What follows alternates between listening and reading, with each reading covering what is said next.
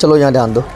आज हम लोग क्या पढ़ेंगे, क्लास 10th का NCERT मैथ में चैप्टर 3 तक हो गया है ना। अच्छा, ऐसे तो तुम लोग को मैथ सब सब्जेक्ट बोले तो मैथ हो गया, साइंस में फिजिक्स हो गया, केमिस्ट्री हो गया, बायोलॉजी हो गया, SST में हिस्ट्री हो गया, ज्योग्राफी हो गया, इकोनॉमिक्स हो गया, सिविक्स हो गया, A to Z पढ़े हैं। ये क्लास में दोबारा पढ़ा रहे हैं तो तुम लोग को भी दोबारा पढ़ा देते हैं, ठीक है ना। ऐसे पूरा A to Z पढ़े हैं, क्वेश्चन आंसर के साथ पढ़ाए हुए हैं, ठीक है ना।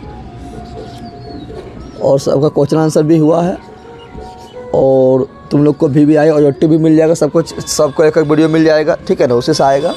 और VBI 2 नंबरिया क्वेश्चन में भी अपलोड है सबका एक वीडियो, और 5 नंबरिया भी अपलोड है, क्वेश्चन में का सोल्यूशन भी अपलोड है और मॉडल का सोल्यूशन भी अपलोड है, ठीक है ना।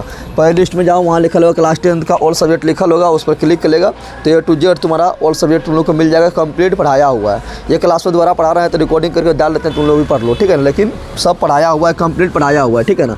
इसके बाद फिर हिस्ट्री स्टार्ट करेंगे, हिस्ट्री में चैप्टर 2 कर देंगे। ऐसे हिस्ट्री भी पूरा, हिस्ट्री क्या तुम लोग को बोलते हैं पूरा सिलेबस से पूरा कंप्लीट पढ़े हैं, ये दोबारा पढ़ा रहे हैं, ठीक है ना। तो तुम लोग जाके देख सकता है। तो चैप्टर 4 का नाम क्या है, द्विघात समीकरण मैथ में, यही है क्या नाम है, द्विघात समीकरण, द्विघात समीकरण नाम है, ठीक है ना। और तुम लोग को जो भी चैप्टर खोजना है मेरा, ठीक है ना, क्योंकि कंप्लीट तो पढ़े हैं, ठीक है ना, ये दोबारा पढ़ा रहे हैं, तो जो भी चैप्टर खोजना है उसका नाम लिखना है और लास्ट में लिख देना है बाय जगदेव क्लासेस मिल जाएगा, ठीक है ना। बाय जगदेव क्लासेस लिख देगा, जो भी चैप्टर खोजना हो या जो भी क्वेश्चन आंसर की जिस चैप्टर का खोजना हो, या VBI ऑब्जेक्टिव सब्जेक्टिव या 2 नंबरिया 5 नंबरिया खोजना हो, बड़ा सा सोल्यूशन खोजना हो, ठीक है ना। तो जो भी खोजना हो लिख देना और बाय क्लास से लिखना आ जाएगा। देखेंगे द्विघात समीकरण, क्या देखेंगे, क्या देखेंगे, द्विघात समीकरण। तो द्विघात समीकरण का पहले समझते हैं कि द्विघात मतलब समझ रहा है ना, हाँ, चर पर घात कितना हो, चर पर घात कितना हो, चर पर घात हो 2, कितना हो, घात 2 रहता था, उसको बोलते हैं द्विघात समीकरण। क्या बोलते हैं, द्विघात समीकरण कहा जाता है। चर पर कितना घात हो, इसका रखते हैं पहले मानक रूप। क्या रखते हैं, मानक रूप बोले तो स्टैंडर्ड फॉर्म, मानक रूप बोले तो स्टैंडर्ड फॉर्म, ठीक है ना।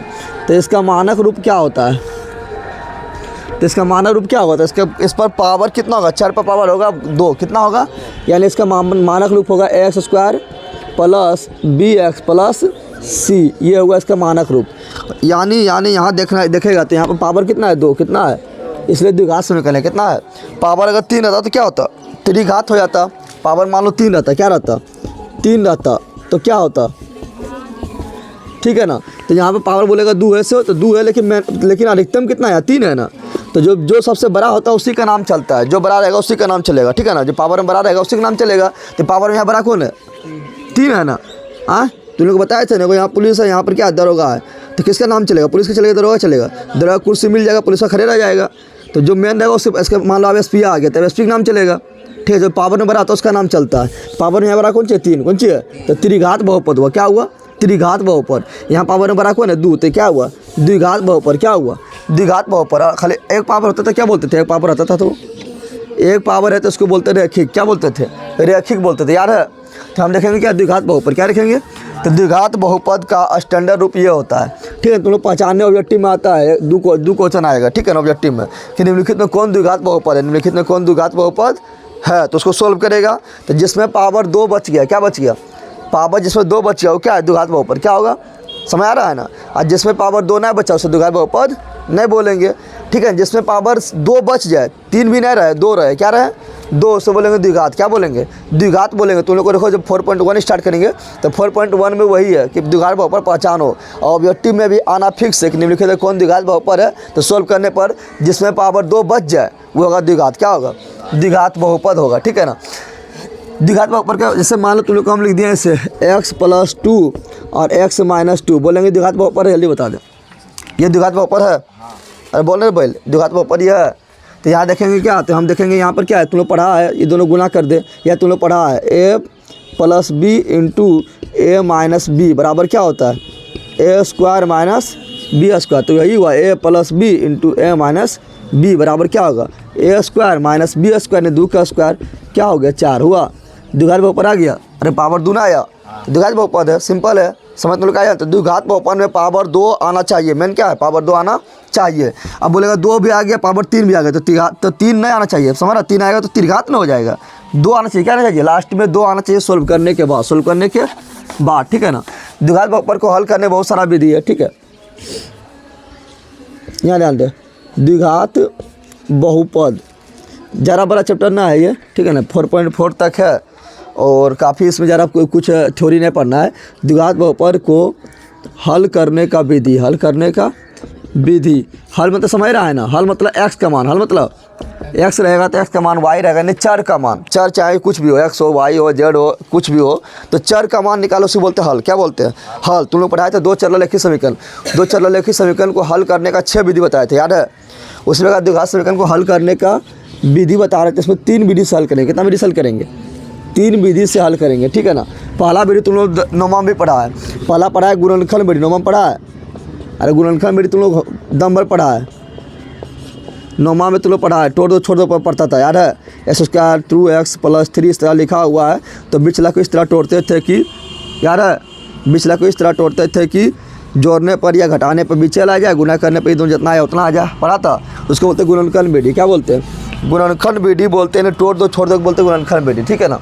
तो ये तुम लोग नौमा में पढ़ा है, सीख चुका है, लेकिन फिर सिखा देंगे, ठीक है ना। दूसरा होता है क्या? दूसरा विधि होता है कि पूर्ण वर्ग विधि। क्या होता है? पूर्ण वर्ग विधि, यानी इसमें दोनों तरफ पूर्ण वर्ग करेंगे, यही सीखना है, ठीक है। नया है, तुम लोग नौमा ने पढ़ा है, बिल्कुल नया है। तो पूर्ण वर्ग विधि करके, यानी दोनों तरफ पूर्ण वर्ग करेंगे और उसके बाद हल कैसे करेंगे वो निकालेंगे, ठीक है ना। तो इसको पूरा डिटेल में सीखेंगे, टेंशन नहीं लेना है। और तीसरा होता है किससे? तीसरा हल करेंगे किससे? सूत्र से। किससे हल करेंगे? सूत्र से हल करेंगे, ठीक है ना। और द्विघात बहुपद का सूत्र क्या होता है? तो द्विघात बहुपद का सूत्र क्या होता है, यहाँ ध्यान दो। सूत्र से हल करेंगे, द्विघात बहुपद का सूत्र यानी x बराबर x, अरे सूत्र से हल करेंगे तो मान किसका निकालेंगे? चर का निकालेंगे। और चर क्या है मेरा? x क्या है? इसके बराबर होता है -b + -√b² - 4ac/2 है। ये मेरा क्या है? द्विघात बहुपद को हल करने का सूत्र, द्विघात बहुपद का हल करने का सूत्र है। तो 3 विधि है। बोलेगा गुणनखंड विधि से हल करो तो गुणनखंड विधि से कर लेंगे, बोलेगा पूर्ण वर्ग करके हल करो तो पूर्ण वर्ग से कर लेंगे, तो सीखेंगे डिटेल में, ठीक है ना। और बोलेगा सूत्र से हल करो, सूत्र बस यही हल करेंगे। बोलेगा इसमें b क्या होगा? तो जैसे मान लो हम लिख दिए 3x² + 4x + 5 लिख दिए। बताए इसमें a क्या हुआ? 3 हुआ, b क्या हुआ? 4 हुआ, और c क्या हुआ? 5 हुआ। यानी x² के साथ जो रहेगा, x² के साथ जो रहेगा a कहलाएगा हमेशा, जो x के साथ रहेगा वो b कहलाएगा हमेशा, और जो ऐसे छुच्छे बच जाएगा वो क्या कहलाएगा? c। क्या कहलाएगा? तो बस ऐसे मान बैठा देगा, बस आंसर निकल जाएगा। कोई भारी बात है इसमें हल करना? इसमें बात भारी बात है हल करना। b की जगह पर क्या लेंगे? 4, यहाँ b की जगह पर क्या लेंगे? 4, एक जगह पर क्या लेंगे? 3, और c जगह पर क्या लेंगे? 5, एक जगह पर क्या लेंगे? 3, बस हल कर दो, हो गया। लेकिन इसको हल करते समय जो है ना, पहले क्या करेंगे? तो यहाँ देखेंगे, आप देखेंगे क्या देखेंगे? द्विघात बहुपद का अस्तित्व होता है कि नहीं, अस्तित्व होता है कि नहीं, ठीक है ना। अभी हम तुम लोग को बता रहे हैं, थोड़ा सा ऊपर थी बता रहे हैं, इंट्रोडक्शन दे रहे हैं क्या क्या करना है, ठीक है ना। तो द्विघात बहुपद का अस्तित्व, द्विघात बहुपद का अस्तित्व चेक करता है। अस्तित्व कैसे चेक करते हैं? तो अस्तित्व चेक करते हैं प्रकृति निकाल के। कैसे चेक करते हैं? और प्रकृति को बांटते हैं 3 भाग में। कितना भाग बांटते हैं? इससे डायरेक्ट ऑब्जेक्टिव तुम लोग का आगे आ जाएगा। एक ऑब्जेक्टिव तुम लोग का आएगा गुणनखंड विधि अति द्विघात बहुपद के पहचानो, द्विघात बहुपद को पहचानो, तो पहचान लेगा जिसमें हल करने के बाद मैक्सिमम घात अति, जिसमें घात 2 आएगा होगा द्विघात बहुपद। क्या होगा? एक तुम्हारा आएगा, इससे ऑब्जेक्टिव आना फिक्स है। द्विघात बहुपद का प्रकृति से एक ऑब्जेक्टिव आना फिक्स है। प्रकृति की आता है 3 गो होता है, देख यहाँ पर तुम लोग तो याद रखना। द्विघात बहुपद का प्रकृति निकालने के लिए सूत्र लगाते हैं हम क्या? d बराबर b² - 4ac, याद रखना। क्या लगाते हैं? d बराबर b² - 4ac। सूत्र याद के लिए d को क्या बोलते हैं? d को बोलते हैं विवेचक। क्या कहा जाता है? d को क्या कहा जाता है? विवेचक। क्या कहा जाता है? ले बता दे। विवेचक, या इसी को बोलते हैं विविक्तर। क्या बोलते हैं? विविक्तर। क्या बोलते हैं? विविक्तर। क्या बोलते हैं? विविक्तर कहा जाता है, ठीक है ना। तो जब भी तुमको द्विघात बहुपद निकालना है तो पहले तुमको क्या चेक करना है? पहले उसका प्रकृति चेक करना है। क्या करना है? प्रकृति चेक करना है। प्रकृति से पता समझ रहा है कि इसका जब x का मान निकलेगा कि नहीं निकलेगा, निकलेगा तो वास्तविक होगा या काल्पनिक होगा या दोनों वास्तविक हो जाएगा, ठीक है ना। दोनों भिन्न भिन्न होगा या समान हल होगा। जैसे मान लो x बराबर दोनों आ गए 2, तो क्या हुआ? समान। क्या हुआ? समान हो गया। अब एक आ गया 2, एक आ गया 3, तो क्या हुआ? और समान हो गया। समझ आ रहा है ना। तो ये सब चेक करते कैसे? तो करते प्रकृति निकाल के। कैसे चेक करते हैं? प्रकृति निकाल कर चेक करता है, ठीक है ना। तो इसको 3 भाग में बांटे। कितना भाग में बांटे?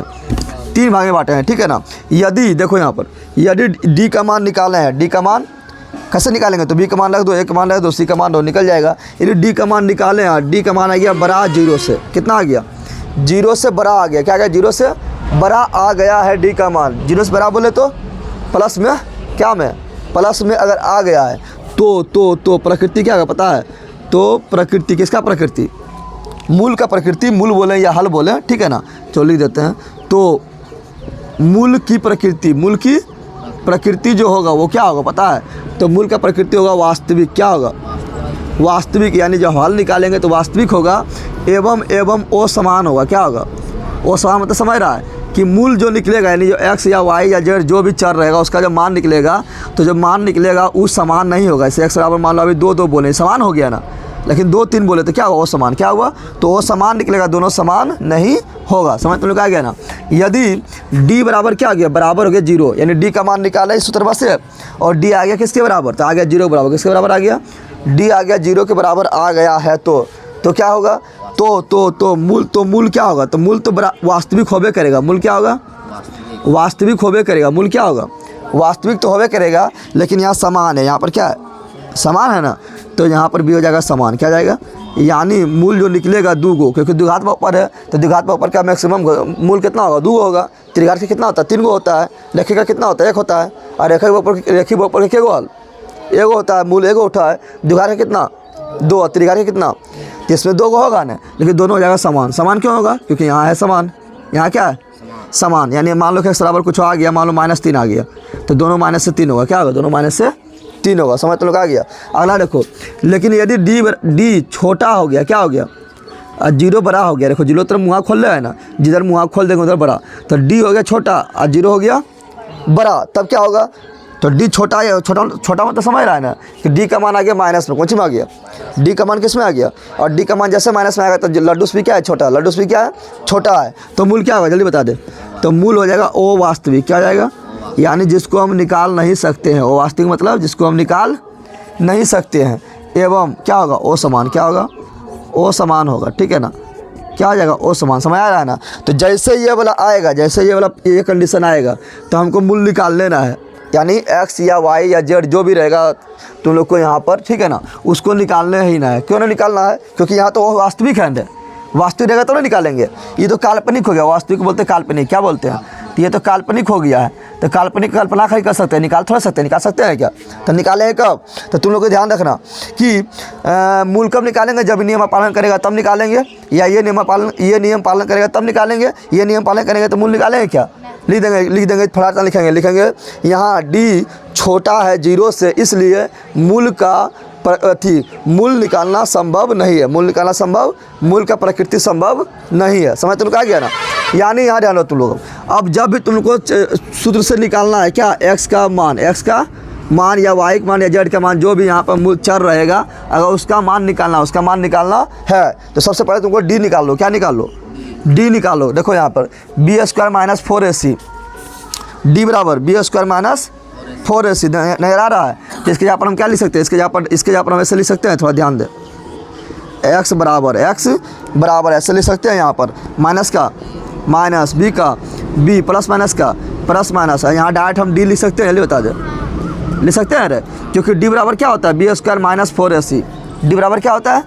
b² - 4ac। तो यही सूत्रवा को हम ऐसे लिख सकते हैं। जल्दी बता दे, लिख सकते हैं ना। तो यानी जब तुमको निकालना रहेगा सूत्रवा, इस सूत्र तुमको डायरेक्ट नहीं लगाना है। क्या नहीं लगाएंगे सूत्रवा डायरेक्ट? कि सूत्रवा डायरेक्ट लगाएंगे तो हो जाएगा दिक्कत। पहले हम d निकाल लेंगे। क्या निकाल लेंगे? पहले d निकाल लेंगे, उसके बाद इसमें चिपका देंगे मान। क्यों पहले d निकालेंगे? क्योंकि मान लो कि d का मान इबला आ गया। क्या आ गया? d का मान क्या आ गया? ये आ गया, नहीं छोटा आ गया। d का मान आ गया लड्डू। क्या आ गया? लड्डू से भी छोटा आ गया। तो पहले पता चल जाएगा कि इसका मूल का प्रकृति संभव नहीं है। मूल का प्रकृति संभव नहीं है तो डायरेक्ट लिख देंगे। सूत्रवा लगाना पड़ेगा, ये वाला नहीं लगाना पड़ेगा। लेकिन तुम डायरेक्ट इसी में लगा देगा तो दिक्कत ना हो जाएगा। इसलिए पहले d निकाल लो, और d निकालने बारे पता अगर वाला आ जाएगा तो लिख देंगे संभव ना है। सूत्रवा लगाने की जरूरत नहीं पड़ा। समझ आ गया ना। हाँ, अगर ये दोनों रहेगा तो d का मान यहाँ चिपका देंगे और मान क्या करेंगे? निकाल लेंगे। समझ आ गया ना। तो ये थोड़ा सा इतने है तुम लोग को इसमें थ्योरी है, ज़्यादा थ्योरी ना है। ठीक है ना। अब देखेंगे आज देखेंगे क्या? तो देखेंगे आज जो है 4.1 में तुम्हारा है वो है क्या? तो है द्विघात बहुपद का पहचानो। द्विघात बहुपद को पहचानो, ठीक है ना। और उसके बाद गुणनखंड विधि से हल करो, गुणनखंड विधि से हल करो, यही है। फिर सीखेंगे पूर्ण वर्ग विधि, तो ये सीखेंगे जब 4.2 में पहुँचेंगे तब पूरा डिटेल से। 4.2 में नहीं होगा, ये 4.3 में होगा, ठीक है ना। तो चलो इसको जल्दी छाप 2 मिनट में। और तुम लोग सब्सक्राइब कर देना। इसके बाद तुम लोग को हिस्ट्री बीच में ले आ जाएंगे, और हिस्ट्री लेते आएंगे तो चैप्टर 2 जो है समाजवाद, साम्यवाद एवं रूसी क्रांति खत्म कर देंगे, ठीक है ना। ऐसे तुम लोग को पढ़े हैं 2 वीडियो में खत्म है, जाके देख सकता है। लेकिन फिर क्लास में पढ़ाएंगे तो फिर तुम लोग को पढ़ा देंगे, ठीक है ना। तुम लोग को होल सिलेबस पढ़े हैं, टोटल सिलेबस पढ़ाए हुए हैं। जिसको जल्दी जल्दी पढ़ना हो आगे बढ़ सकता है। ये क्लास जो पढ़ाते हैं वो फिर हम डाल देते हैं, ठीक है ना।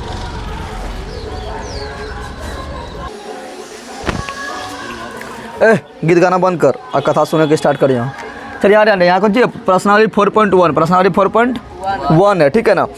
देखो दिखे कि ना समझ आ रहे बोल रहे हैं तो मखियासन भिन भिना रही, भिन भिन भिन भिन कर रही है। चल यहाँ ध्यान देना क्या बोल रहा है प्रश्नावली 4.1 में क्या करना है, द्विघात समीकरण पहचाना है। द्विघात समीकरण बहुत सारा दिया हुआ है, ऐसे एगो आना फिक्स है, ठीक है ना। डायरेक्ट ऑब्जेक्टिव में आना फिक्स होता है, बताए थे ना। एगो द्विघात समीकरण पहचानो, ये आना एक तो फिक्स होता है। और एक तो आएगा विवेचक, जो बताए थे डी वाला बताए थे, प्रकृति मूल का प्रकृति संभव है कि नहीं संभव है बताए थे ना। उससे आना ऑब्जेक्टिव 2 फिक्स है, ठीक है ना। और ईजी है, अब नहीं बनेगा तो आराम से तुम लोग जो है बतवे करते हैं, आराम से एक चुरू पानी लेना है, क्या करना है उसको। चलिए ध्यान दे।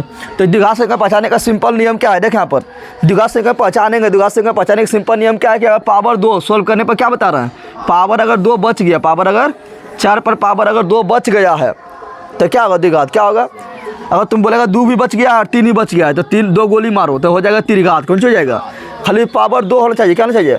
पावर अगर 2 बच गया है तो क्या है, द्विघात क्या है, 2 से बड़ा ना हो, 2 से बड़ा ना हो। मैक्सिमम पावर कितना बच जाए, 2 बच जाए तो क्या होगा, द्विघात क्या होगा, द्विघात होगा, ठीक है ना। तो पहचानने सीखेंगे तो वहाँ ऑब्जेक्टिव में जब पहचानने सीखेंगे, ऑब्जेक्टिव मारना क्या मारना है, ऑब्जेक्टिव मारना है तो उतना हल करने टाइम थोड़ा मिलेगा, ऑब्जेक्टिव फटाक से मार के निकलना है।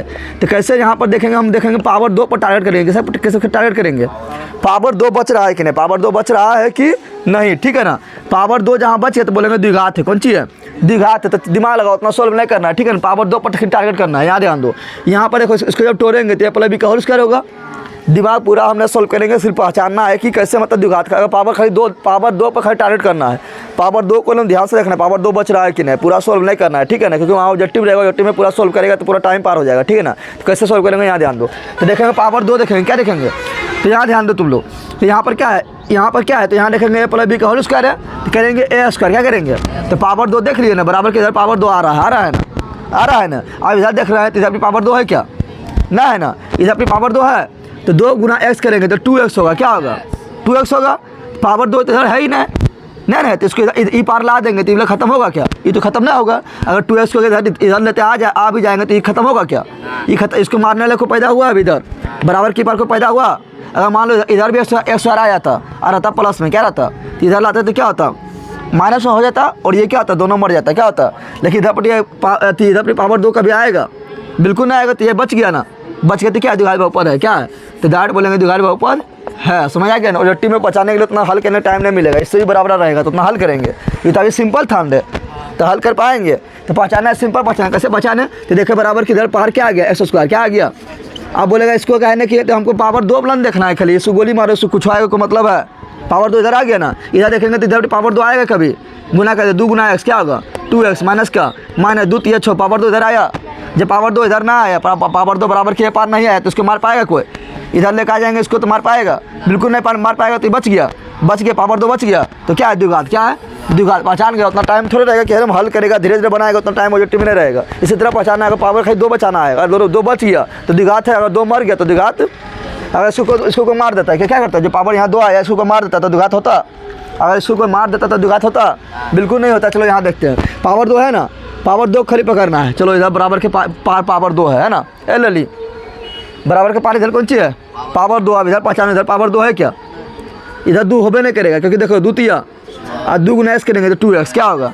तो पावर 2 इधर आ रहा है, जब आइबन करे तो इधर ना आ रहा है, और जब इधर ना आ रहा है तो इसको मारने को पैदा हुआ, कोई पैदा ना हुआ मारने वाला तो बच जाएगा ना, बच जाएगा तो क्या है, द्विघात बहुपद, क्या है, द्विघात बहुपद। समझ तुम लोग आया। तो उतना हल करना है, पूरा हल करना है कि तुम लोग पूरा हल करेगा तो ऐसे हल करेगा, x स्क्वायर माइनस 2x बराबर के बराबर, फिर 2 तिया छो माइनस के माइनस, फिर माइनस माइनस प्लस, फिर 2 गुना एक्स 2x, फिर एक्स स्क्वायर माइनस 2x, इधर लाओ तो प्लस छो, इधर लाओ तो माइनस 2x बराबर 0, फिर एक्स स्क्वायर, फिर minus 2x minus 4x, plus छो के प्लस छो 0। इस तरह हल करेगा। हाँ बोलेगा 2 पावर बची, इससे द्विघात समीकरण है। कितना हल करेंगे, कितना टाइम हल करने का ऑब्जेक्टिव में, समझ गए। खाली पावर 2 देखेंगे, क्या देखेंगे, पावर सिर्फ 2 देखेंगे, ठीक है। नहीं तो अभी छोटा है, वहाँ पर और बराबर आप पूछ देगा, ठीक है ना। तो उतना टाइम नहीं मिलेगा, तो खाली देखना है पावर 2 को पढ़ के चलना है, ठीक है ना। पावर 2 अगर बच गया तो क्या है, द्विघात। क्या है, 2 के साथ 3 आ गया तो द्विघात फिर नहीं है, द्विघात फिर नहीं है। चलो इसको देखते हैं, तो यहाँ पावर 2 को देख, यहाँ ध्यान दे, पावर 2 आएगा, इधर आएगा तो आ जाएगा, ध्यान से देख, दोनों गुना में है तो x गुना x होगा, तो पावर 2 आ गया ना, पावर 2 आ गया ना। अब बोलेगा पूरे गुना करेंगे, पूरा गुना करने को फायदा ना, हम पावर 2 खरीद लेंगे, क्या लेंगे, तो यही दोनों गुना होगा तो ना पावर 2 होगा, बाकी बार कुछ गुना करे पावर 2 आएगा। अब इधर तो चलो इधर पावर 2 आ गया, इधर देखते हैं, इधर भी गुना करो पावर 2 आ जाएगा ना आएगा। अब देखिए पी जब इधर आएगा, देखना x गुना x करेंगे सर होगा, और दोनों x प्लस सेम ना है तो प्लस में होगा, इधर आएगा तो क्या आ जाएगा, माइनस में, दोनों मर जाएगा, पावर 2 बचेगा, पावर 2 बचेगा। ये पावर 2 ना बचा तो द्विघात ऊपर है नहीं, तो देखो इतना, इसको हल करते कितना बड़ा होता, अगर इसको हल करते निकालते, दोनों को गुना करके निकालते, इधर भी बराबर के फ्री पार करते, पूरा हल करते, बहुत बड़ा होता। लेकिन डायरेक्ट बता दिए नहीं, बता दिए है ना। समझ तुम लोग आया, समझ तुम लोग रे बंदर, तुम लोग समझ रहे बंदर। चल क्या बोले थे क्या, यहाँ ध्यान दो, खाली देखेंगे पावर 2 पर हम टारगेट करेंगे, पावर 2 मेरा टारगेट रहेगा। अब क्या रहेगा टारगेट, तो टारगेट रहेगा पावर 2, ठीक है ना, क्योंकि द्विघात वापस चेक कर रहे हैं। तब देखेंगे कि इधर पावर 2 कब आएगा, जब ये दोनों गुना होगा तब, गुने में है तो एक्स स्क्वायर, क्या कहें, बाकी बार कुछ गुना उससे हमको मतलब ना है। इधर भी देखें, ये दोनों गुना हुआ तो क्या होगा, एक्स स्क्वायर क्या होगा, अब बराबर की पार आ गया तो खत्म, क्या हो गया, तो नहीं है। चलो यहाँ देखते हैं ये है कि नहीं, तो देखते हैं यहाँ पर, यहाँ गुना करेंगे तो क्या होगा, पावर 2 कहाँ आएगा, ये और ये गुना होगा तब, गुने में ना है तो हो जाएगा 2x गुना x, क्या होगा 2x स्क्वायर, हो गया 2x स्क्वायर। चलो अब बोलेगा और गुना करेंगे, और गुना करने को फायदे ना है, क्योंकि हम सिर्फ पावर 2 चेक करना है ना, तो और गुना करेंगे तो और कम में आएगा, तो सोच चेक करना है, बिल्कुल नहीं करना है।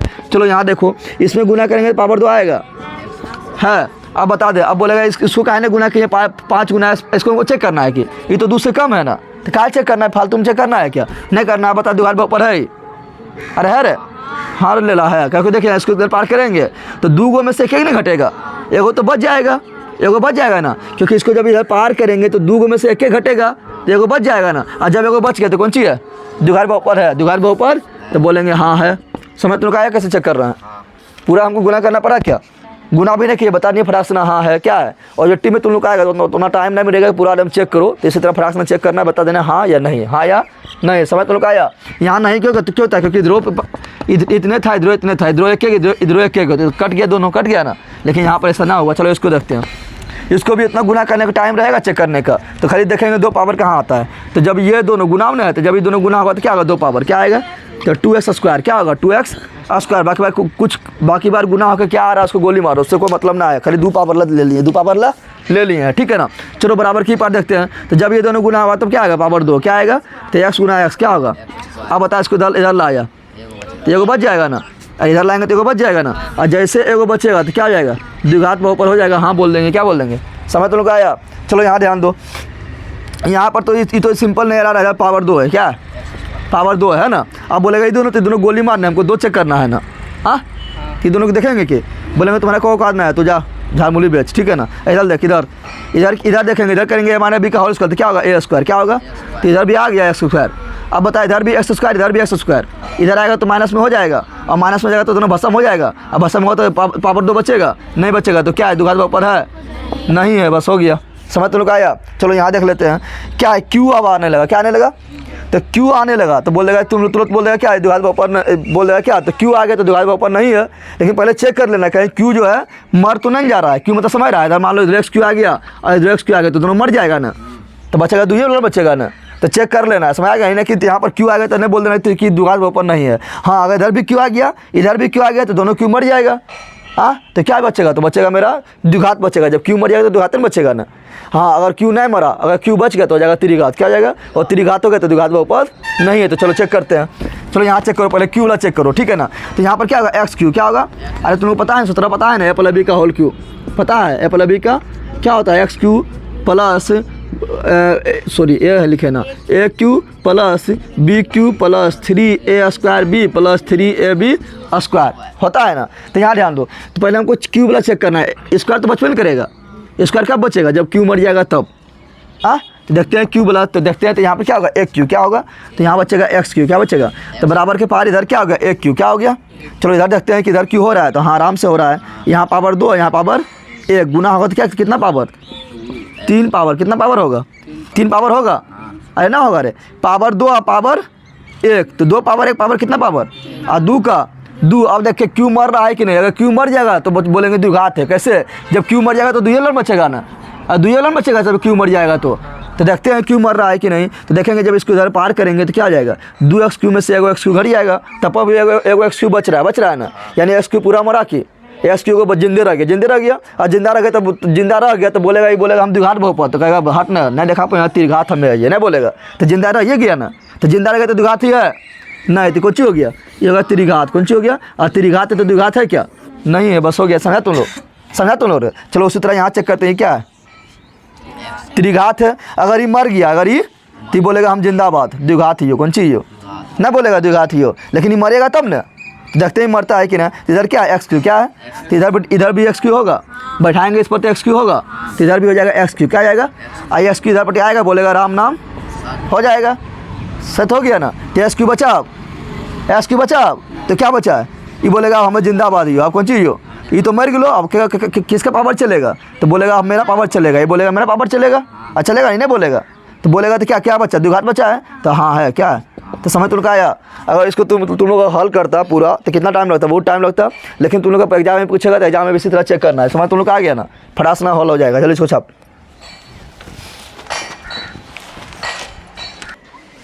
चलो अब यहाँ ध्यान दो, 4.1 का क्वेश्चन नंबर 1 से 8 तक निपटारा कर दिए, बहुत जल्दी कर दिए हैं, ठीक है ना। इसी तरह तुम लोग को भी चेक करना है।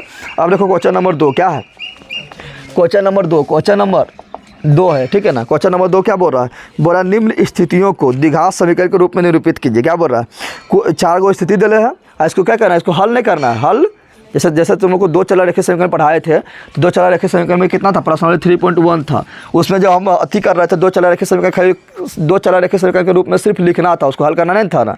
उसी प्रकार यहाँ बोला कि द्विघात समीकरण के रूप में सिर्फ लिख दो, हल नहीं करो, हल यानी मूल नहीं निकालना है, ठीक है ना। तो चलो देखते हैं क्या बोल रहा है, एक आयताकार भूखंड ले ली, यहाँ ध्यान दे, एक आयताकार भूखंड का क्षेत्रफल कितना है, 528 मीटर स्क्वायर कितना है। चलो एक आयताकार भूखंड है, ठीक है ना, मान लो कि ये मेरा क्या आयताकार भूखंड, क्या है भूखंड मतलब समझ रहा है तुम लोग, भूखंड मतलब भूकंप, भूखंड मतलब भूमि का टुकड़ा, भू के खंड यानी भूमि का टुकड़ा, जिसको तुम लोग क्षेत्र बोलता है, नहीं बोलता। चलो तो एक आयताकार भूखंड का क्षेत्रफल कितना है, इसका क्षेत्रफल कितना है, क्षेत्रफल है 528 मीटर स्क्वायर, 528 मीटर स्क्वायर, ठीक है ना। क्षेत्र की लंबाई मीटर में है, कौन सी है, और चौड़ाई बोरा, क्षेत्र की लंबाई जो है चौड़ाई के दुगने से 1 अधिक है। बोरा लंबाई जो है ना, ये लंबाई हो गया, लंबाई यानी L और चौड़ाई यानी B बोलते हैं ना, या मान लो तुम XY, क्या मान लो, चलो X मान लेते हैं, लंबाई X तो चौड़ाई क्या होगा Y, लेकिन XY कब मानते हैं, जब हम पढ़ रहे थे 2 चर वाला रेखीय समीकरण, तब न XY मान रहे थे। यहाँ 2 चर रेखीय समीकरण पढ़ रहे हैं क्या, यहाँ 2 चर रेखीय समीकरण नहीं पढ़ रहे हैं, यहाँ पर है द्विघात समीकरण। द्विघात समीकरण बोले तो ax square plus bx plus c, यानी जहाँ भी रहेगा एक चर रहेगा, x अगर यहाँ है तो यहाँ भी क्या x से है, देख रहा है ना। तो द्विघात समीकरण में चर एक होता है, चर क्या होता है, एक होता है, और 2 चर रेखीय समीकरण में चर कितना था, 2 था, समझ आ रहा है ना। तो यहाँ x माने थे, यहाँ y मानेंगे बिल्कुल नहीं, क्योंकि हम पर द्विघात समीकरण पढ़ रहे हैं ना। और द्विघात समीकरण में जो मानेंगे एक होगा, x मानेंगे तो x होगा, y मानेंगे तो y होगा, नहीं यहाँ पर y नहीं मानना है, y। तो बात करते हैं कि किसको x मान लें कि हमको आराम से निकालना है। तो यहाँ बोल रहा है क्या, यहाँ समझ, यहाँ बोल रहा है क्या, क्षेत्र की लंबाई चौड़ाई के दुगने से 1 अधिक है, चौड़ाई के दुगने से, तो चौड़ाई हम बोल रहा है कि चौड़ाई हमको मानना पड़ेगा, चौड़ाई मान लेंगे x, क्या मानेंगे, तो लंबाई अपने आप निकल जाएगा। चौड़ाई क्यों माने, क्योंकि चौड़ाई मान लेंगे तो लंबाई अपने आप निकल जाएगा ना, निकलेगा। अरे चौड़ाई को अगर मान लेंगे, चौड़ाई को बोलते हैं b, तो b को मान लिया x, तो लंबाई अपने आप नहीं निकल जाएगा, क्योंकि लंबाई बोल रहा है कि इसका दुगुना से कितना अधिक है, 1 अधिक है, बस लंबाई अपने आप निकल गया। तो लंबाई मानना था कि चौड़ाई मानना था, तो मानना था हमको चौड़ाई मानना था, उठा पड़ेगा फटी जाएगा बैल कहीं का, सब बैले है, लंबाई माने तब ना चौड़ाई अपने आप निकल गया, क्योंकि लंबाई थी, चौड़ाई माने तब ना अपना लंबाई निकल गया, चौड़ाई माने तो क्या निकल गया, लंबाई, क्योंकि लंबाई दिया था दुगना से 1 अधिक, कितना दिया था।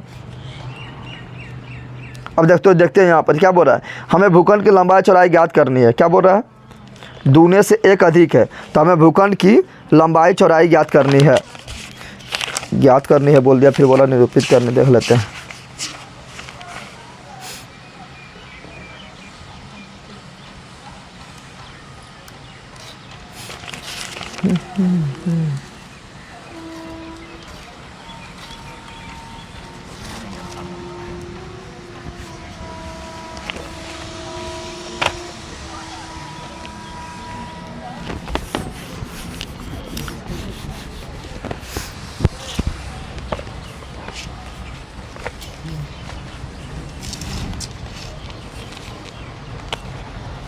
चलिए ना ध्यान दे, तो क्या बोले थे, तो यहाँ पर आगे पढ़ेंगे तो क्या लिखा हुआ है, लिखा हुआ है यहाँ पर, लिखे कि यहाँ ध्यान देना, आगे पढ़ेंगे तो क्या लिखा हुआ, लिखा है क्षेत्र की लंबाई, क्षेत्र की लंबाई चौड़ाई के दुगना है, चौड़ाई क्या है, दुगना है। अब देखिए यहाँ पर क्या बोल रहा है, बोल रहा लंबाई जो बोल रहा है, लंबाई जो बोल रहा है, चौड़ाई क्या है, दुगना क्या है। अब बात करके लंबाई माने कि चौड़ाई हम मानना तो पड़ेगा ना, जैसे मानते थे दो चला लेके से करने मानते थे, तो यहाँ पर एगो को तुमको मानना पड़ेगा। तो देखो यहाँ चौड़ाई अगर मान लेंगे, चौड़ाई अगर तो लंबाई अपने आप निकाल लेंगे, क्योंकि बोल रहा है कि चौरैया अथी चौड़ाई लंबाई जो है ना, लंबाई जो है चौरैया के दुगना से, चौरैया के दुगना से एक अधिक है, तो लंबाई पता रहेगा तो ना चौड़ाई पता रहेगा तो ना लंबाई बताएंगे। तो चौड़ाई मान लिया कितना, x कितना मान लिया, तो लंबाई अपने आप कितना होगा, तो 2x + 1। क्यों 2x + 1, क्योंकि क्वेश्चन में बोल रहा है कि लंबैया जो है चौरैया से दुगना, तो दुगना x और एक अधिक तो जोड़ एक, समझ तो लोग आ गया ना। तो वही बोल रहा था, तो बोल रहा हमें भूखंड की लंबाई और चौड़ाई ज्ञात करे, तो यहाँ लंबाई चौड़ाई ज्ञात नहीं करना है, समीकरण के रूप में छोड़ देना है, क्योंकि क्या बोल रहा है क्वेश्चन में, बोले कि निम्न स्थिति को द्विघात समीकरण के रूप में लिखो, द्विघात समीकरण के रूप में। चलो यहाँ लिखो माना, क्या लिखो, अरे बंदर यहाँ ध्यान दे, क्या लिखो माना, क्या लिखो, माना आयताकार भूखंड, क्या लिखेंगे, माना आयताकार भूखंड, आयताकार भूखंड की चौड़ाई की लंबाई, तो चौड़ाई क्योंकि चौड़ाई पता रहेगा तो ना लंबाई निकालेंगे।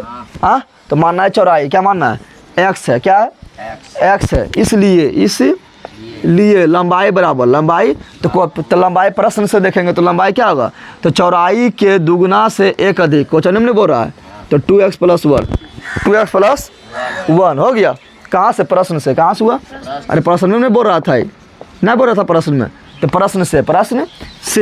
अब देखो यहाँ पर प्रश्न अनुसार यानी प्रश्न में क्या बोल रहा है, प्रश्न में क्या बोल रहा है उसके अनुसार। तो प्रश्न में बोल रहा है क्या, तो बोल रहा है आयताकार, क्या बोल रहा है, आयताकार भूखंड, आयताकार भूखंड का क्षेत्रफल, आयताकार भूखंड का क्षेत्रफल बराबर कितना है, तो बराबर है 528 मीटर स्क्वायर, यही है ना। हम जानते हैं क्या आयत का क्षेत्रफल क्या होता है, जल्दी बता दे, तो लंबाई गुना चौड़ाई, लंबाई ये मेरा हो गया, ये मेरा क्या हुआ, चौड़ाई हुआ, तो लंबाई गुना चौड़ाई होता है, क्या होता है, लंबाई गुना चौड़ाई बराबर कितना होगा, 528, यही ना होगा रे। अब यहाँ ध्यान दो, तो लंबाई कितना है जल्दी बता दे, 2x + 1 और चौड़ाई कितना है, x है, यही है ना। अब बराबर कितना, 528, ठीक है ना। चलो इसको लिख दो, तो जब इसको गुना करेंगे तो क्या होगा, 2x² प्लस का x गुना 1 x, अब बराबर 528 का 528, इसको बोलेंगे आया इधर किधर, तो हो जाएगा 2x² + x - 528, समझ आया। अब बराबर 0 के बराबर 0, बस यही हो गया। सिर्फ बोल रहा था क्या, सिर्फ बोल रहा था द्विघात समीकरण के रूप में लिखो, द्विघात समीकरण के रूप में, द्विघात समीकरण ना हो गया ना। हाँ अगर बोलता है हल करो, क्या बोलता हल करो, तो फिर नौमा में जो पढ़े थे हम, क्या गुणनखंड विधि, क्या पढ़े थे, गुणनखंड विधि लगाते हैं और x का मान निकाल लेते हैं, x का मान क्या करते हैं, निकाल लेते हैं, लेकिन हल करने नहीं बोला, हल करने खाली बोला द्विघात समीकरण के रूप में लिखो, तो लिख दिए, समझ तुम लोग आया, आंसर हो गया। चलो अगला क्वेश्चन देख, पहले देख ले छापना, बाद में लूट रही है। चलिए ध्यान दे, क्वेश्चन नंबर 2, क्वेश्चन नंबर 2 क्या बोल रहा है, 2 का 2 बोल रहा है, 2 कर्मागत धनात्मक पूर्णांक का गुणनफल 306 है, कितना है, तो हमें पूर्णांक को ज्ञात करना है, ठीक है ना। और इसमें भी ज्ञात नहीं करना है, द्विघात समीकरण के रूप में सिर्फ लिख देना है, क्योंकि क्वेश्चन में ऊपर क्वेश्चन नंबर 2 पढ़ो, वहीं बोल दिया है कि निम्न स्थितियों को द्विघात समीकरण के रूप में लिखो, यही बोल दिया है। चलो देखते हैं क्या बोल रहा है, 2 कर्मागत धनात्मक पूर्णांक, कर्मागत मतलब समझ रहा है, डलेला कर्मागत मतलब समझ रहा है, कर्मागत मतलब लगातार, कर्मागत मतलब लगातार, जैसे बोलेंगे 2 के बाद क्या होगा, 2 का कर्मागत क्या होगा, 3 होगा, 3 का कर्मागत क्या होगा, 4 होगा, 4 का कर्मागत क्या होगा, 5 होगा, यही ना होगा।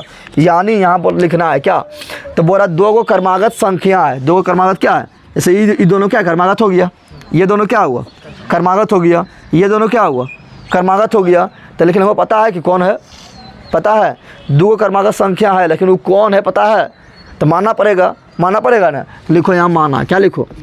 माना पहला क्रमागत संख्या, क्या बोलेंगे? माना पहला क्रमागत संख्या बराबर क्या? x। क्या अब दूसरा y मानेंगे कि नहीं, क्योंकि हम दो चर रेखीय समीकरण थोड़े पढ़ रहे हैं, ठीक है ना। और दूसरा y मान लेंगे तो निकलबो नहीं करेगा दो गो, क्योंकि दो चर रेखीय समीकरण में हमको दो गो समीकरण चाहिए था, लेकिन यहाँ दो गो बनेगा नहीं, तो क्या करेंगे? तो पहला मान लिए x, क्या मान लिए?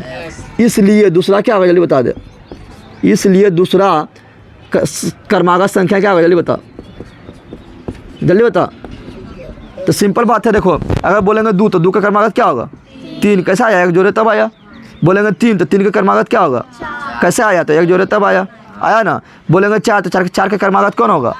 5। कैसे आया? एक जोड़े तब आया। यानी दूसरा क्रमागत क्या होगा? इसमें एक दूसरा क्रमागत क्या होगा? यानी इसमें एक क्या करेंगे? जोड़ देंगे। यही ना होगा रे, बस हो गया। अब जो प्रश्न बोल रहा हूँ कर दे। लिखो प्रश्नानुसार, क्या बोल लिख, ठीक है ना। अब लिख प्रश्न, एकदम काफ़ी ईजी है, कोई दम थोड़े है। प्रश्नानुसार प्रश्न तो बोल रहा है कि दोनों का गुणनफल कितना है? 306। कितना है? दोनों का गुणनफल, दोनों का, यानी x गुना x प्लस 1 बराबर 306। बस हो गया, समझ तुम लोग आया रे। x गुना x स्क्वायर, फिर प्लस का x गुना 1 बराबर 306। इसको इधर कर दे, x square plus x minus 306 बराबर 0 हो गया। क्योंकि द्विघात समीकरण के रूप में लिखना है ना, सिर्फ द्विघात समीकरण के रूप में लिखना है, तो द्विघात समीकरण के रूप में लिख दिए। बोलता अगर हल करो तो फिर हल करने की 3 विधि है, एक गुणनखंड विधि, एक पूर्ण वर्ग विधि और एक तो सूत्रवा डायरेक्ट लगा दे, है ना।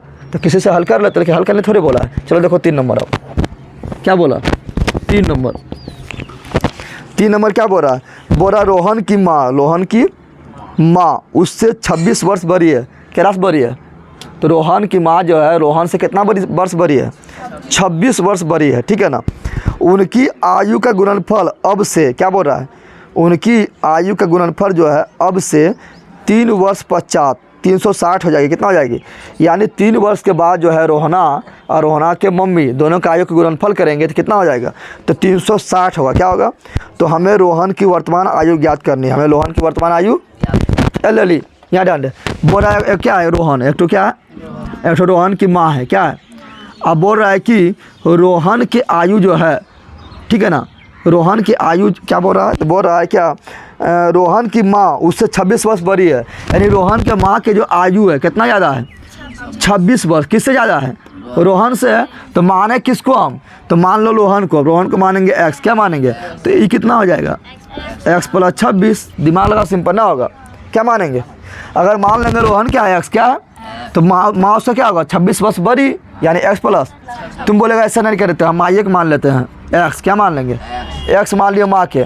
तो रोहना कितना होगा? तो रोहना हो जाएगा 26 वर्ष छोटा हो जाएगा, तो x माइनस, यानी दोनों मेरा क्या है? सही। दोनों क्या है?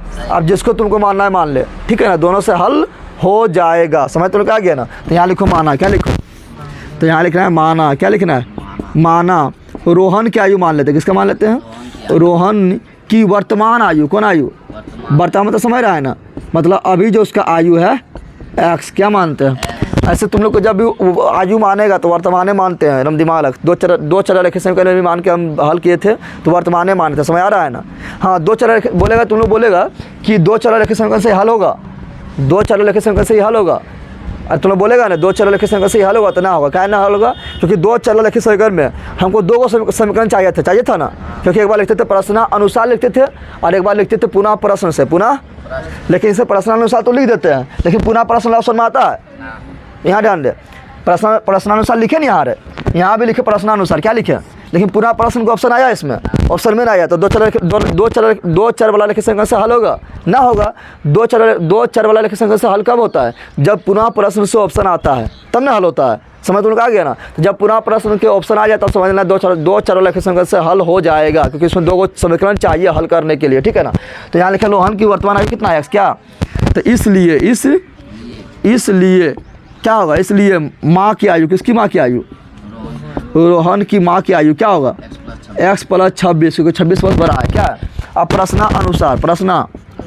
प्रश्नानुसार देखते हैं। प्रश्नानुसार प्रश्न में क्या बोल रहा है? बोल रहा दो कि 3 वर्ष के पश्चात, क्या बोल रहा है? अब से 3 वर्ष के बाद। बताओ, अब से 3 वर्ष के बाद। तो अब से 3 वर्ष के बाद रोहन का आयु कितना होगा? x प्लस 3 होगा। अरे बोले ला, अब से 3 वर्ष के बाद रोहन का ये कितना होगा, x + 3, रोहना 3 वर्ष बढ़ जाएगा, तो क्या उसकी मम्मी जो है 3 वर्ष बैठा रहेगी, बढ़ेगा तो दोनों में बढ़ेगा। ऐसा नहीं ना कि तुम बोलेगा कि अभी हम 20 साल के हो, ठीक है ना, और तोरा बुढ़ारी में बतेबो, तो अभी 30 साल के ही ना, तोरा बुढ़ारी में बतेबो, तो बुढ़ारी में मान लो 50 साल के बाद तुम्हारा बुढ़ारी आ जाएगा, तो 50 साल में तू 50 साल के बाद क्या आएगा बुढ़ारी, तो खाली यह बुढ़ा होगा 50 साल, कि तुम भी बुढ़ा होगा 50 साल। ऐसा नहीं ना कि हम जमाने रह जाएगा 20 साल के रह जाएगा और तुम मेरा 80 साल का जगह, इस तरह नहीं रहे।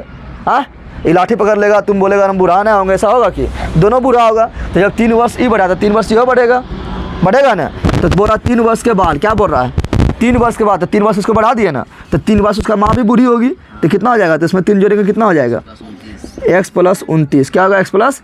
अब बोल रहा है दोनों का गुणनफल, देख क्वेश्चन में बोल रहा है ना, बोल रहा है कि दोनों का गुणनफल कितना है, 360, कितना है 360 है, कितना है 360। अब दोनों गुना कर दे, तो x × x क्या होगा, x², x से खाली सिंपल गुना किए हैं, अभी x को इसको भी मारना है, तो x × 29 क्या होगा, 29x क्या होगा, उठा जहाँ पटा देंगे फट जाएगा बल के, पहले एगो निपटाने ले क्या जानबो, x इसमें गुना कर दिए ना, अब x इसमें गुना नहीं करेंगे, कर दिए, अब जाएगा 3, बोलेगा हमू ही हो, तो कहे चल तू गुना हो, तो 3 × x क्या होगा, + 3x। अब 3 बोलेगा कि इस खाली एक में गुना करनी है, एक में गुना कर हमरा, तो 29 × 3 करेंगे, कितना होगा 87, कितना होगा बराबर 360 का 360 हो जाएगा। अब यहाँ डाल दो, खाली इसको हल कर दिया, स्क्वायर का x² प्लस का 29 के साथ 3x, कितना x, कितना x 32x, और 87 हो जाएगा, घट जाएगा, घटेगा ना, तो 360 में से 87 घटा दे, तो 10 में 7 गया 3, यहाँ बचा 15 में 60 गया 273 को उधर लाएंगे तो -273, अरे होगा जल्दी बता, होगा बराबर 0 हो गया, द्विघात समीकरण समझ तो लोग आया, बस हो गया। अब बोलेगा कि यहाँ ध्यान दे, प्रश्नानुसार में समाप्त हो गया, एक बना है, पुनः प्रश्न का ऑप्शन आ रहा है क्या, नहीं, तो 2 चर के समीकरण से सॉल्व नहीं होगा। चलो अगला देख, ले ला, यहाँ ध्यान दे, पहले अगला क्या बोल रहा है, 4 नंबर क्या बोल रहा है क्या, एक रेलगाड़ी 480 किलोमीटर की दूरी समान चाल से तय करती है, यानी उसका चाल क्या है, समान क्या है, अगर 50 किलोमीटर चाल पकड़ ले तो 50 है, 60 पकड़ ले तो 60 है, 70 है तो 70 है, यानी एकदम समान चाल है, क्या है। अब बोल रहा है क्या, यदि उसकी चाल 8 किलोमीटर प्रति घंटा कम होती है, 8 किलोमीटर प्रति घंटा कम होती है, बोला उसका चाल जितना था उससे 8 किलोमीटर प्रति घंटा क्या हुआ, कम हो गया, क्या हो गया, तो वह उसी दूरी को तय करने में 3 घंटे अधिक लेती है, 3 घंटे क्या लेती है, अधिक लेती है।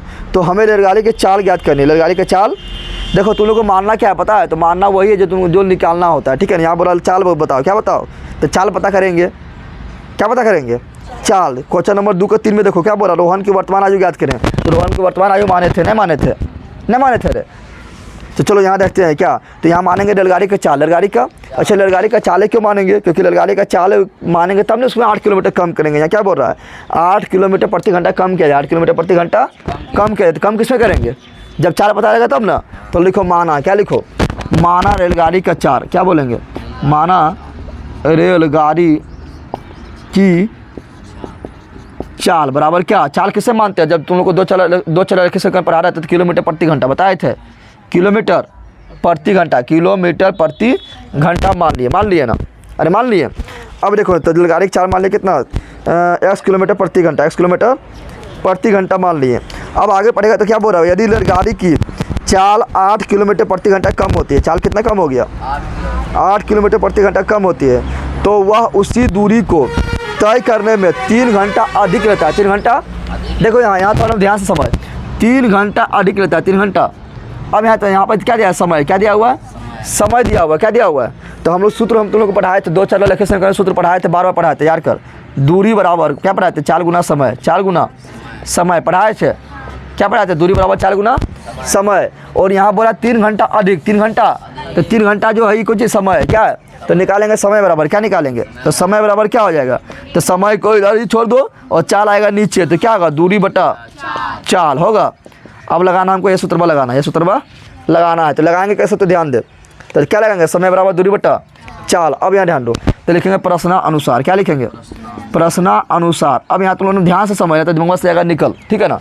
प्रश्नानुसार देखेंगे तो देखेंगे पहले कितना टाइम लगता होगा उसका, तो दूरी कुल कितना जल्दी बता दे, तो दूरी यहाँ पर दिया है कुल 480 किलोमीटर, कितना है, तो पहले का हम टाइम निकालते हैं, अभी 3 घंटा ज़्यादा लग रहा है ना, अभी 3 घंटा क्या लग रहा है ज़्यादा, 3 घंटा ज़्यादा क्यों लग रहा है? क्योंकि चाल उसका 8 किलोमीटर प्रति घंटा क्या वो कम हो गया। और चाल कम करेंगे तो सिंपल बात है, तो टाइम ज़्यादा लगभग करेगा।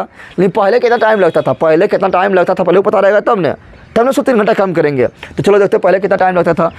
तो पहले टाइम बराबर यानी समय बराबर क्या लेंगे, दूरी बटा चाल। तो दूरी कितना है 480। अब पहले चाल कितना था, x कितना था, यानी पहले कितना टाइम लगता था, तो पहले इतना टाइम लगता था। अरे पहले कितना टाइम लगता था, तो पहले मेरा इतना टाइम लगता था। इतना टाइम कैसे, क्योंकि दूरी बटा और दूरी बटा चाल, तो क्या हुआ समय, क्या हुआ समय, यानी पहले कितना टाइम लगा, इतना टाइम लगा। लेकिन अब कितना टाइम लग रहा है, तो अब तो दूरिया उतने जाना है, दूरिया कितना जाना है, उतने जाना है। लेकिन चाल जो है कम हो गया, चाल क्या हो गया, कितना कम हुआ, तो x में 8 कम हो गया, x में क्या हुआ 8 कम हुआ, x में क्या हुआ। तो अब समय ज़्यादा लगेगा, अब समय क्या लगेगा, ज़्यादा लगेगा। सिंपल बात है, तुम लोग दिमाग लगाओ, पहले कैसे दौड़ रहा था, अब धीरे धीरे दौड़ने लगा, तो क्या होगा, समय ज़्यादा लगेगा। तो अब समय क्या लगेगा, ज़्यादा, क्या लगेगा, अब ज़्यादा समय लगेगा। तो समय कौन ज़्यादा हुआ, ज़्यादा हो गया, ये क्या हो गया, कम हो गया। तो बताओ उल्टा नहीं घट रहा है, ज़्यादा पहले लिखेंगे, बाद में लिखेंगे, तब नहीं घटाएंगे, तब नहीं 3 आएगा। अरे ज़्यादा समय लग रहा है ना, ये कम समय लग रहा है, तो इसको आगे लिखेंगे, इसको क्या लिखेंगे, पीछे घटाएंगे तो क्या आएगा 3, क्या आएगा। तो यहाँ उल्टा लिख दिए, यानी इसको लिखो आगे, कहाँ लिखो, यानी 480 x - 8 यहाँ लिखो, ज़्यादा समय हो गया। और यहाँ पर खाली ये वाला लिखो, समय आया। और घटाएंगे तो क्या हो आएगा 3, क्या आएगा 3, क्यों आएगा, क्योंकि अब समय लग रहा है 3 घंटा ज़्यादा और पहले लगता था 3 घंटा कम। तो इसको घटाने कितना आया 3, कितना आया, समय तो लोग आया। और इसको कर दे हल, क्या कर दे, सिर्फ हल कर दे, क्या कर दे, हल करेंगे। तो यहाँ क्या लेंगे 480 कॉमन, 480 कॉमन, ठीक है ना। कॉमन क्यों लिए, क्योंकि कॉमन लेने से सुविधा हो जाएगा, ठीक है ना। और यहाँ इधर कैल्शियम ले ले, क्या हो जाएगा, तो हो जाएगा x - 8 और x हो जाएगा, होगा जल्दी बता दे। अब x - 8 से x - 8 खत्म, यहाँ समझ तुम लोग पहले नहीं समझ रहे, तो यहाँ समझ। ये 480 लिए कॉमन, तो क्या बचा, x बटा x - 8 बचा, और माइनस का यहाँ 480 कॉमन ले तो क्या बचा बराबर 3 का, बराबर 3। अब एलसीएम तुम लोग को ले जानता है ना। चलो सूत्र भाई याद रखना, दूरी बराबर क्या, 4 गुना समय, ठीक है ना। सूत्र भाई यहाँ ले देते हैं, सूत्र नहीं भूलना है, ठीक है। तो समय बराबर निकाले थे, क्या निकाले थे, समय बराबर क्या निकाले थे, तो निकाले थे दूरी बटा चाल, यही निकाले थे ना। हाँ सूत्र भाई एकदम याद रखना, ठीक है ना। चलो यहाँ ध्यान दो, तो इसको हल करेंगे तो क्या होगा, यहाँ ध्यान दे, एल ले ला, यहाँ हल कर रहा है। तो 480 का 480 नीचे लग उत्तम लेते, क्या होगा x - 8 और x होगा, x - 8 से x - 8 खत्म, क्या बचा, x गुना 1 कर, क्या होगा x माइनस का। अब यहाँ ध्यान दे, x से x क्या हुआ, क्या बचा x - 8, x - 8 से ऊपर में गुना कर, तो क्या होगा, तो x - 8 आएगा ना। अब घेरे क्यों, क्योंकि चिन्ह आगे क्या है, माइनस क्या है। अब बराबर 3 का, बराबर 3 हो गया।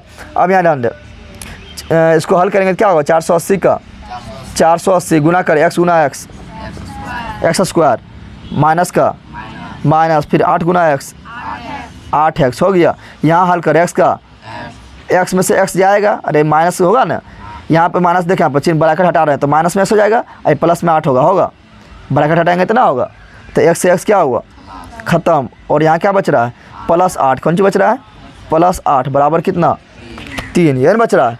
हाँ अब क्या करते हैं, यहाँ ध्यान दो, ई गुना ई कर देंगे, करेंगे गुना, तो गुना कर दे, कितना आएगा, चलो यहाँ पर हम सर्वम कर रहे हैं, ठीक है ना। गुना कर 8 गुना 480, 8 गुना 480 करो तो कितना हो जाएगा, देखो आई जाके इधर गुना हो जाएगा। तो चलो पहले 8 गुना 480 करो, तो 48 गुना 8 कर, देखें 0 गुना 8 0 क्या होगा, 0 होगा। फिर 88 64 के बाकी 6 8 चौक 32, और बाकी कितना था 6, कितना था 32 6 कितना 38, यानी 3840, 3800। और नीचे में क्या बच रहा है, नीचे में बच रहा है x स्क्वायर माइनस 8x बराबर कितना 3, यानी बच रहा है। अरे खाली इसको हल करना है, बस कुछ नहीं करना है। तो जब हल करेंगे तो क्या होगा, यहाँ ध्यान दे, इसको भेज देते हैं इधर, किधर भेजते हैं, आज 3 को बुला लेते हैं इधर, 3 को बुला लेते हैं इधर, तो भाग हो जाएगा ना। तो जाएगा 3840/3 बराबर क्या हो जाएगा, बराबर हो जाएगा x स्क्वायर माइनस 8x होगा। अरे होगा, अरे चलो भागा लग रहा है, 3 का 3 दूनी, जब 3 दूनी 6 किए थे, बाकी कितना बचा 2 और 4 कितना 24, तो 3 8 24 अला डुआ के x का माइनस 8x का माइनस 8x। और इसको लिखना है दीवार से, कौन का लिखना है, तो x का x स्क्वायर स्टैंडर्ड फॉर्म में लिख रहे हैं एक्स का एक्स स्क्वायर माइनस का माइनस 8x का 8x उसको भेज दे बराबर के ऊपर, क्या हो जाएगा -1280, यह ना होगा। यह हो गया क्या आंसर, क्या हुआ आंसर, समझ तुम लोग को आया? हाँ सोचा तुम लोग को? तो इसमें थोड़ा दम था, 4 नंबर में क्या था, दम था। तो जल्दी दम है तो जल्दी छाप, चैप्टर हुआ खत्म। 4.2 क्या हुआ, खत्म भी हो गया। और इसका थ्योरी भी शुरू में हम देख लिए थे, 15 मिनट थ्योरी भी देख लिए थे, ठीक है ना। तो ज़्यादा दम इसमें ना है, फटाफट निपटा देंगे, ठीक है। जल्दी छाप। और तुम लोग सब्सक्राइब कर लेना, जो बिल्कुल ना आया, शेयर और भी करो, बताओ इसके बारे में, ठीक है ना। हॉल सिलेबस तुम लोग को खत्म है, ये दोबारा क्लास में पढ़ा रहे हैं तो फिर दोबारा वीडियो डाल रहे हैं, ठीक है ना। सर पूरा तुम लोग को A to Z पढ़ाई हैं, ठीक है ना। जिसको BBI देखना है आराम से जाके सर्च मारो, आ जाएगा, या प्ले लिस्ट में जाओ, मिल जाएगा, ठीक है ना।